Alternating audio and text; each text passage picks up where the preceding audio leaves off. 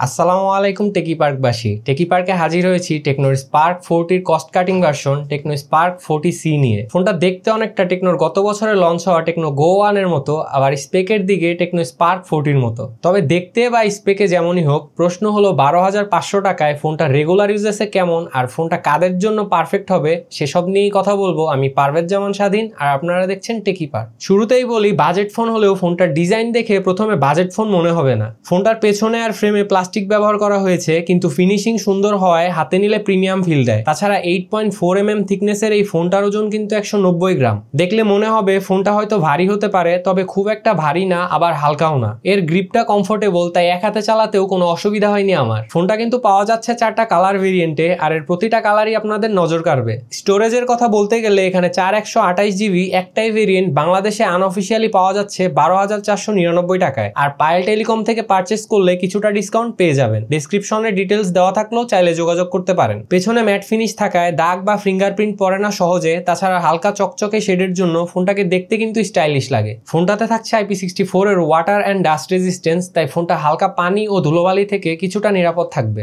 এতে থাকছে না সেকেন্ডারি নয়েজ ক্যান্সেলেশন মাইক সহ NFC-র সাপোর্ট, তবে আয়ার ব্লাস্টারটা পাচ্ছেন। তাছাড়া নিচের দিকে 3.5 mm headphone Jack, Type-C charging port সহ স্টেরিও স্পিকার। তাছাড়া ফোনটির বাম পাশে রয়েছে সিম ট্রে, যেখানে দুইটা ন্যানো সিমের সাথে একটা এক্সটার্নাল মেমোরি কার্ড ব্যবহার করতে পারবেন। ফোনটির ডান পাশে রয়েছে ভলিউম রকার, আর সিকিউরিটির জন্য থাকছে সাইড মাউন্টেড ফিঙ্গারপ্রিন্ট সেন্সর, যেটা পাওয়ার বাটনের সাথে ইন্টিগ্রেটেড, যা আমার কাছে মোটামুটি ফাস্ট ও রেসপন্সিভ মনে হয়েছে।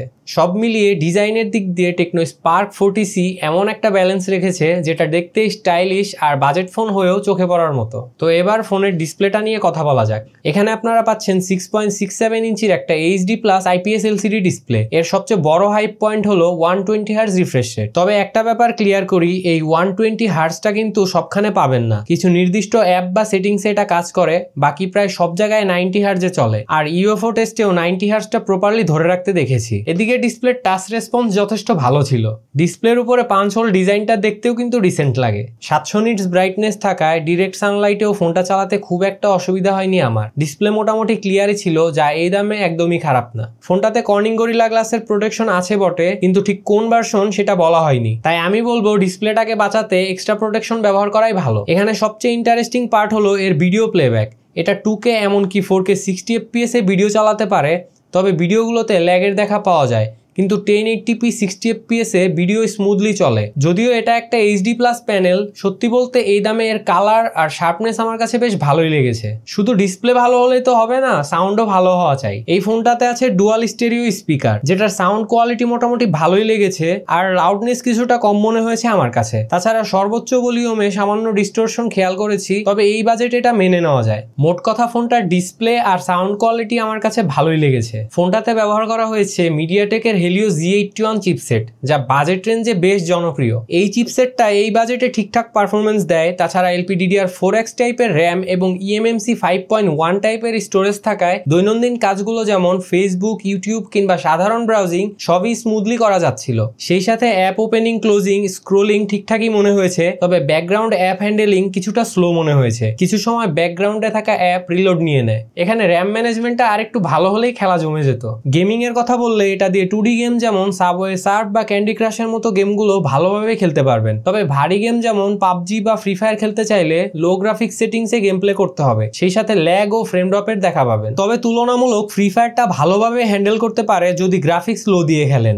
ভারী গেম খেললে ফ্রি ফায়ারটাই সাজেস্ট করব, তাছাড়া বাকিগুলো অ্যাভয়েড করাই ভালো। পারফরমেন্সের স্টেবিলিটি টেস্ট করার জন্য ফোনটা দিয়ে আমরা অনেকগুলো পারফরমেন্স টেস্ট চালিয়েছি। আন্তত বেঞ্চমার্কে পেয়েছি 2,66,958 স্কোর, আর গিগ বেঞ্চে সিঙ্গেল করে 443 এবং মাল্টি করে পেয়েছি 1351 score. 3D mark wild life extreme stress টেস্টে এটার স্টেবিলিটি যথেষ্ট ভালো ছিল, হিটিংটাও এখানে ভালোভাবে হ্যান্ডেল করতে পেরেছে। সব মিলিয়ে টেকনো স্পার্ক 40Cর পারফরমেন্স বাজেট রেঞ্জে ডেইলি ইউজ ও লাইট গেমিং এর জন্য যথেষ্ট, তবে আমার মতে হেভি গেমিং বা হাই এন্ড মাল্টিটাস্কিং এর জন্য পারফেক্ট না। আর বাজেট রেঞ্জে খুব বেশি হেভি গেমিং কেউ আশাও করে না, তাই বাজেট বিবেচনায় যতটুকু দিচ্ছে এটাকে আমি গুড এনাফই বলবো। তাছাড়া বক্সে দেওয়া 18 ওয়াটের ফাস্ট চার্জারটা দিয়ে ফোনটা ফুল চার্জ হতে প্রায় 1 ঘন্টা 50 মিনিটের মতো সময় লেগে যায়। সফটওয়্যারের দিক দিয়ে এখানে থাকছে iOS 15.1, যা অ্যান্ড্রয়েড 15 বেস।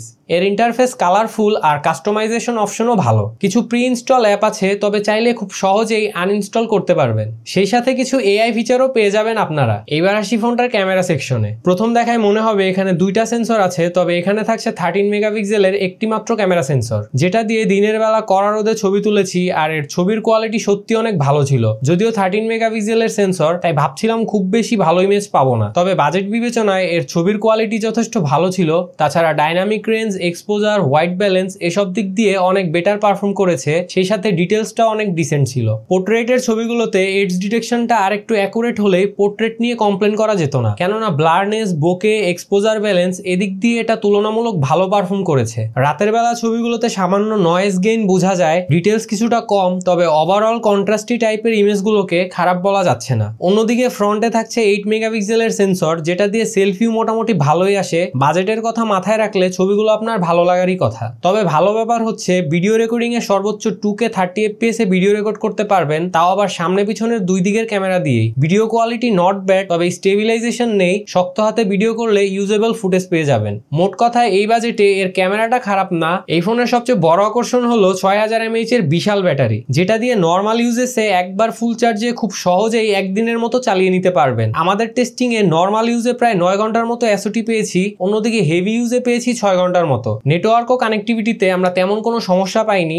তাছাড়া কল কোয়ালিটি থেকে শুরু করে ইন্টারনেট স্পিড সব জায়গাতেই এটা ভালো পারফর্ম করেছে। সব মিলিয়ে বলতে গেলে যারা এমন একটা ফোন খুঁজছেন যেটা দিয়ে day to day use, 2D gaming বা টুকটাক ফ্রি ফায়ার খেলা, সেই সাথে সোশ্যাল মিডিয়া ইউজ কিংবা ভালো একটা ব্যাটারি ব্যাকআপ চান, তাদের জন্য এই ফোনটা হতে পারে ভালো চয়েস। তো এই ছিল আজকের ভিডিও। দেখা হবে পরবর্তী কোনো ভিডিওতে। সেই পর্যন্ত ভালো থাকবেন, সুস্থ থাকবেন, অ্যান্ড মোস্ট ইম্পর্টেন্টলি টেকি পার্কের সাথে থাকবেন।